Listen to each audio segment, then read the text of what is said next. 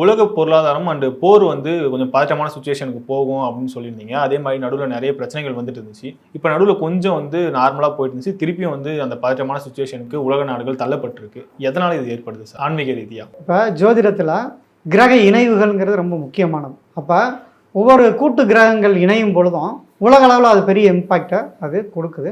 கடந்த காலங்களில் பார்த்தீங்க அப்படின்னா தனுசு ராசியில் உங்களுக்கு நெருப்பு ராசியில் வந்து கிரகங்கள் எல்லாம் ஒன்று சேர்ந்தனால வைரஸ் கிருமினால் உலகளவில் அது வந்து பாதிப்புங்கிறது ஏற்பட்டது. அடுத்து பார்த்தீங்கன்னா இப்போ மீன ராசியில் அந்த 6 கிரகங்கள்ங்கிறது ஒன்று சேர்ந்தது. இந்த 6 கிரகங்களை பொறுத்த வரைக்கும் அது வந்து February 14th ஆரம்பித்தது. May 14 வரைக்கும் இந்த பீரியட் வந்து சொன்னோம். அதில் கிரகங்கள் இணைந்தது February 18, February 28 கிரகங்கள் ஒன்று இணைஞ்சனால உங்களுக்கு அந்த ஐரோப்பியா கண்டத்தில் உங்களுக்கு மத்திய கிழக்கு நாடுகள்லையும் அந்த பாதிப்புகளை அது வந்து கொடுத்தது. ஸோ அந்த ஏரியாவில் எந்த இடத்துல அந்த கிரகங்கள் ஒன்று கொடுத்தோ அதை பொறுத்து பாதிப்புகள்ங்கிறது இருக்கும். அந்தந்த நாடுகளுக்குரிய பாதிப்பை அது கட்டாயம் கொடுத்துரும்.